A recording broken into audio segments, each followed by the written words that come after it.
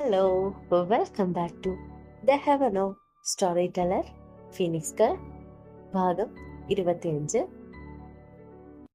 Bikini മോഡലായ മൗനി തന്റെ കരിയറിൽ തന്നെ മാറ്റം സംഭവിക്കാൻ ചാൻസ് ഉള്ള ഒരു മൂവി ചെയ്തതിന്റെ സമയത്ത് അവളുടെ കാമുകനും കൂട്ടുകാരും ചേർന്ന് ചതിച്ച് മാനഭംഗത്തിനിടയാക്കി.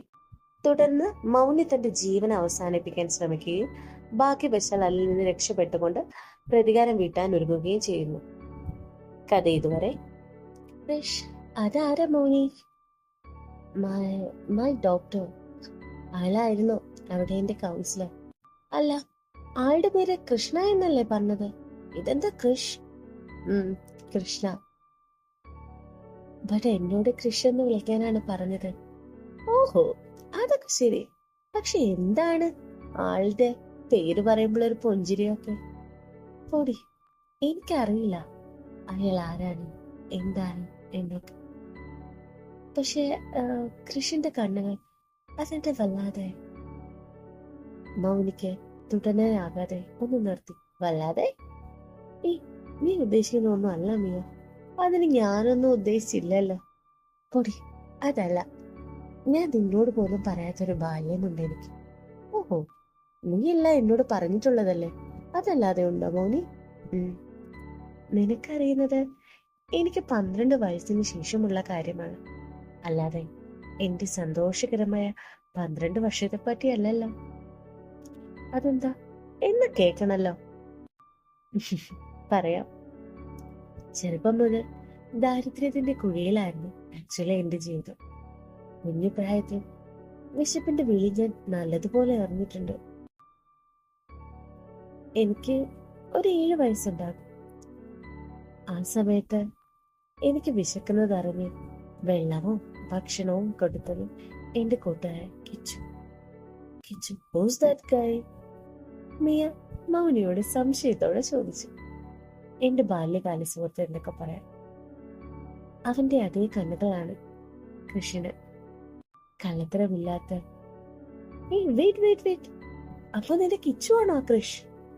അല്ല മിയ, അവനിൽ എവിടെയോ എന്റെ കിച്ചു ഉണ്ട്. പിന്നെ എന്റെ 12 വയസ്സിലാണ് ഞാൻ അവനെ അവസാനമായി കണ്ടത്. അപ്പോൾ അവന് 15 വയസ്സ്. ഇപ്പോൾ അവൻ എങ്ങനെയിരിക്കും എന്ന് പോലും അറിയില്ല. എന്നാലും അവന്റെ മുഖം വെച്ച് നോക്കുമ്പോ കൃഷിന്റെ മുഖമായി സാമ്യം ഇല്ലടാ. അല്ല, ഈ കക്ഷിയെ പറ്റി നീ പറഞ്ഞിട്ടില്ലല്ലോ. അതെന്താ മൗനി? അങ്ങനെ പറയാൻ പറ്റുന്നതൊന്നുമല്ല. എന്റെ ഉള്ളിൽ ആരും കാണാതെ ഒരിടത്തും ഞാൻ സൂക്ഷിച്ചു വെച്ചിരുന്നതാണ്. വാട്ട്? അപ്പോൾ നിങ്ങൾ തമ്മിൽ? എന്റെ മിയ, ഞങ്ങൾ തമ്മിൽ ഒന്നുമില്ല. പക്ഷെ എനിക്ക് അവൻ അത്ര ഇമ്പോർട്ടന്റ് ആണ്.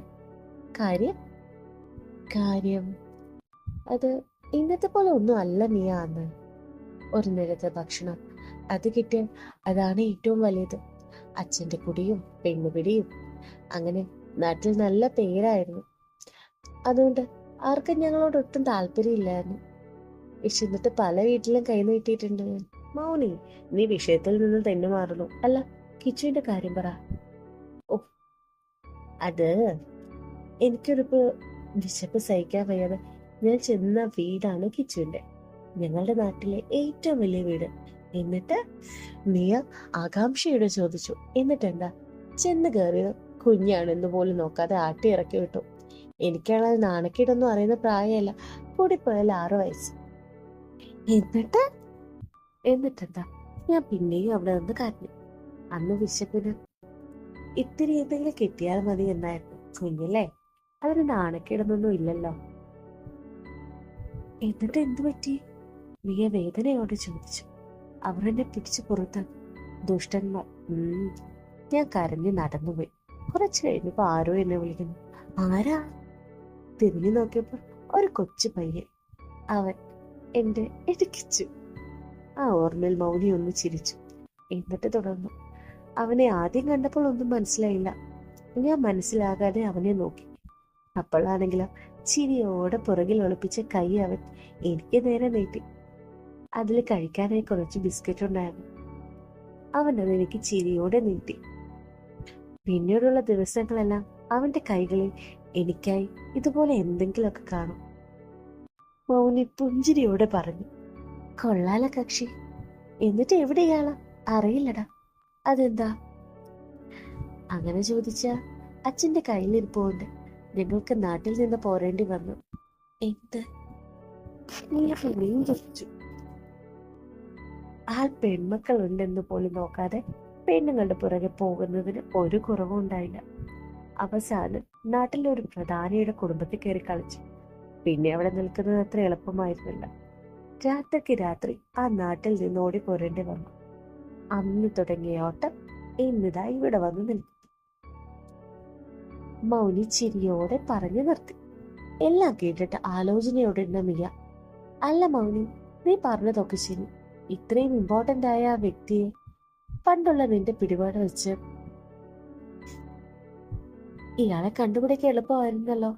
പിന്നെ നീ ഒരിക്കൽ പോലും അതിന് ശ്രമിക്കാതെ ഇരുന്നു. അവളുടെ ചോദ്യത്തിൽ മൗനി ഒന്ന് വല്ലാതെയായി. എന്നിട്ട് തുടർന്നു.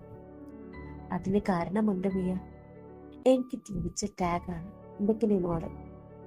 പിന്നെ എന്റെ ശരീരം അതൊരു സെക്സി എന്നൊരു ലൈനായി. അതുപോലെ എന്നെ ആരാധിച്ചവർ പുരുഷന്മാരായിരുന്നു. ഇതൊക്കെ എനിക്ക് സന്തോഷം നൽകുന്നുണ്ടായിരുന്നത് സത്യമാണ്. പക്ഷേ എന്റെ ഉള്ളിതിനെ വല്ലാതെ വെറുത്തിരുന്നു. അതുകൊണ്ട് തന്നെ അവന്റെ മുന്നിലോട്ട് പോകാൻ ആഗ്രഹമില്ലായിരുന്നു. ഓക്കെ, അപ്പൊ ഇപ്പൊ കേട്ടോ?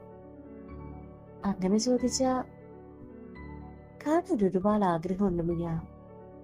പിന്നെ ഒന്നുണ്ട്, അവൻ എന്നെയൊക്കെ മറന്ന് നല്ലൊരു പെൺകുട്ടിയെ വിവാഹം കഴിച്ച് സന്തോഷമായി ഈ ലോകത്തിന്റെ ഏതെങ്കിലും ഒരു കാലം. അത് ഓർക്കുമ്പോൾ ഒരു സന്തോഷാണ്. പിന്നെ എന്നെ പോലെ അവന് ഇങ്ങനെ ഓർത്തു വെക്കണമെന്നൊന്നില്ലല്ലോ.